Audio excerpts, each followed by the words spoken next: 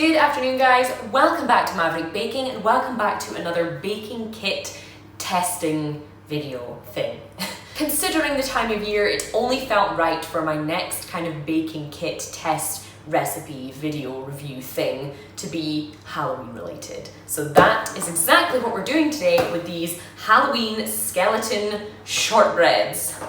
I will give you a little close-up of the box. So with this, we are supposed to be able to make 12 little individual skeleton shortbread biscuits. This kit comes with a shortbread mix, some white writing icing, and a plastic cutter. It tells us that the only things we're going to need to be able to make these are obviously an oven, would be a good start, and some chilled unsalted butter, and a little bit of flour just to flour our work surface. So it seems like this isn't going to take too much kind of shopping to go along with it, which is also pretty good for a baking kit. So this kit was very cheap. It was somewhere between £1 and £2, so obviously significantly cheaper than our last baking kit that we tested out. But there is also a significant kind of fall in quality of the ingredients inside here. So the main ingredient in this is fortified wheat flour. So you're just talking wheat flour with a few added vitamins, which is normal. Alongside that, we have castor sugar, powdered rapeseed oil, white writing icing, which is in a separate thing. The mixture also contains palm oil, water, dried egg white, colouring, flavouring, an acidity regulator, and a preservative. So it doesn't sound like there's anything too tasty in here. There isn't even that much kind of, you know, Halloween-y vibe in the colour or the flavour by the look of it, but what can you expect for a couple of quid? Anyway, let's get this kit open, see what's inside, and let's get baking. I picked this kit up from my local Sainsbury's, but I've also seen it available in Asda and a few other kind of little shops. Okay, so inside our box, in some really well thought out packaging, we have our shortbread mix. We also have our white writing icing, which I'm gonna have to refrain from eating because I do love a trashy icing. And we also have our little skeleton plastic cutter. This is actually very cute. It's smaller than I expected, to be honest, but you know, the box didn't really suggest that it was going to be any bigger, so that's my own expectations letting me down. So the first step that our shortbread kit tells us to do is to empty the shortbread mix into a mixing bowl. Now after this sentence there's a full stop, but this next sentence is started with the word and it's lowercase. So I think that was a mistake, but my grammar Nazi ways will have to calm down for now. So here is a spotlessly clean mixing bowl. Let's get our shortbread mix into it. The packet rips open quite easily, which we like to see because I guess if you're making this with kids, you don't really want to get them involved with scissors or sharp things if you don't have to. Okay, we have our shortbread mix in our mixing bowl. Next, we have to add 80 grams of chilled unsalted butter and rub it into the shortbread mix until a dough is achieved. Now, it doesn't really tell me whether I should chop that butter into chunks or just keep it whole. It doesn't really tell me how to rub it together, and it doesn't tell me what the dough should feel like, but I'm gonna have to use my baking intuition to do so. So here I have some unsalted Scottish butter. Let me just cut off 80 grams and get this rubbed. Okay, so I've added my 80 grams of butter. Little tip, if you ever do need to rub butter into flour, it is always easier and much quicker if you cut the butter into kind of small chunks or small pieces before you do so. Okay, so my butter is all chopped into little chunks, so now I'm just gonna get in there with my fingers and rub it into a dough. Okay, so this is now effectively a dough. I've given my hands a little bit of a clean because they were just covered in dough. It doesn't really say whether the dough should be kind of kneaded until it's smooth or whether it should just be, you know, just coming together. Typically, if I was giving advice on making shortbread, the less you work the dough, the better, because that means it should stay kind of nice and soft and crumbly instead of becoming kind of rock solid and tough. So now that we have our dough, step 2, which is kind of technically step 3, is to line a baking tray with baking parchment, lightly dust a work surface with flour and use a rolling pin to roll out the dough to approximately 5 millimeters thick. So you might be able to see here, I have a baking tray looked out. I will go and line it and let's see if we can get the shortbread rolled out. Okie dokie, so our tray is kind of now loosely lined. I'm now just going to use the standard kind of cheap plain flour to dust this work surface a little bit and just a trusty good old-fashioned wooden rolling pin to roll the dough out. So I would say the dough is now at a stage where it's around 5mm thick. My hands are covered in flour. The next step is to use the plastic cutter provided to cut out 12 biscuits and place onto the prepared tray, re-rolling the dough if needed. So let's see how many I can get out of the first. For me, it is a little bit unusual to be working with shortbread dough that hasn't been chilled. Most biscuit dough generally kind of benefits from being chilled before being rolled or being baked, because it gives the chance for the butter to kind of help firm the dough up. At the moment, it is very soft and it's quite hard to get these little guys up off the worktop without them breaking. Now the recipe doesn't tell me how exactly I should get these things off of the work surface, because they are, even though it was quite generously floured, they have stuck. So I'm having to use a little knife. The recipe also hasn't told me how much space to leave between each biscuit. Now, because the biscuits haven't been chilled before they're going to go into the oven, I have a feeling that they're going to kind of flatten out and spread. So I'm going to leave a couple of centimeters between each one, but it really would be good if we'd been told that in the recipe. So despite the fact that we did roll the dough out to roughly 5mm thick and use the plastic cutter provided, there's still definitely some dough left over. So we have 12 of our biscuits on our tray here.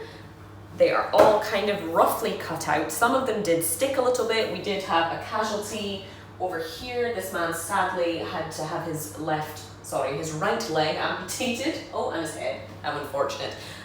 So now we just need to follow the next step, which is to bake the biscuits in the center of a preheated oven at 200 degrees for a conventional oven or 180 degrees for a fan-assisted oven. I have a fan-assisted oven. Thankfully, I read these ingredients ahead, so I have preheated my oven, though personally I would have preferred, and I think for novice bakers, advice to preheat the oven would do better at the beginning of a recipe instead of halfway through, because typically ovens can take about 15-20 minutes to get up to the right temperature. So we're going to bake these for 10 to 12 minutes until the biscuits are golden brown. So good luck, lads. So I will see you in approximately 10 minutes when these biscuits are ready to come out. Okay, we are back. We have biscuits. They baked for exactly 10 minutes in the oven, so the recipe was correct with that. Any longer, if we'd gone with the 12 minutes, I think these would have been a little bit sunburnt, which wouldn't have been ideal. Some of them have kept their shape quite well. So this little chap, for example, does still look like a little kind of human corpse shape. But some of them have kind of flattened out and spread a little bit, like this one, which just kind of looks like a malformed starfish. Either way, they should all kind of taste the same. They were all cut at the same thickness, so they should be fairly consistent. The final step that this baking kit provides us with is to decorate the biscuits using the white writing icing for a spooky finish. So this is the icing we've been provided with, and this is where you guys discover that I am actually really, really terrible at decorating almost any kind of baked thing, especially biscuits. I usually don't have the kind of precision or, more so the patience to decorate things very nicely. So we'll see how this goes. I think what we're gonna do is, I guess, just to test how this baking kit is, I'm just gonna copy the image that's on the front for most of them, just for consistency. So let's try that. Okay, so this is what our writing icing is like. It's just a squeezy tube of pure sugar. So the little kind of skeleton character we have on the box is particularly happy about being enveloped in the sweet embrace of death, and just has a kind of semi-rib cage feature and some bones for arms and legs. So let's give that a go. There's almost no icing left, and I have ferocious cramp in both my hands, which means the icing part, and thus the final step of these biscuits, is complete. If we're going by what it looks like on the box, I think it could have gone worse. So this is what we expected, and this is what we got. But aside from what they look like, we know that the most important part of any baking kit is this gonna taste good? So let's just taste if all this was worth your time and money. No, not really. Basically, a very average shortbread. So while they do have a little bit of a crispness, which you might have heard as I was eating it, they definitely did still keep that kind of crumbly soft texture, which is key in a shortbread. Otherwise, it's just a plain boring biscuit. The sweetness isn't too much. The icing I'm not particularly keen on. It's quite granular and it doesn't have any kind of vanilla or nice flavor in there. So it's just a kind of sweet paste, which isn't particularly nice. The biscuit itself though, it's very simple and it doesn't taste bad. Personally, I would prefer shortbread to be a bit more buttery, whereas this does have a kind of combination of palm oil and other vegetable oils, as well as the butter that we used, which does kind of affect the flavor a little bit. Other than that, the texture is decent. As you can see, they're crumbly.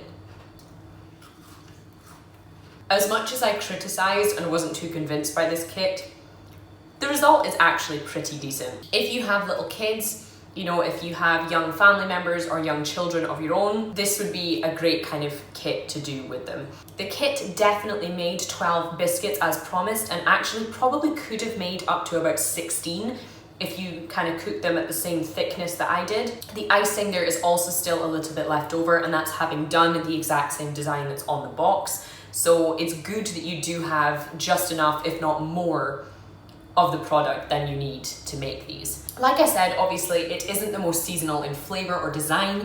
The only kind of Halloween-y vibe that comes from it is in your own decoration, that you have to be very patient and have very strong kind of lower thumb muscles to be able to do all in one go. But like I said, if you had young children, I think this would be very fun. If not, if you just fancy a little bit of Halloween baking, but you're not very good at baking, this might be a route to go down. My criticisms still stand that the recipe could definitely be more detailed. The fact that there's typos in the actual recipe doesn't reflect very well on it, but overall it's not terrible. So I'm going to give this Halloween skeleton shortbread kit a 4 out of 5.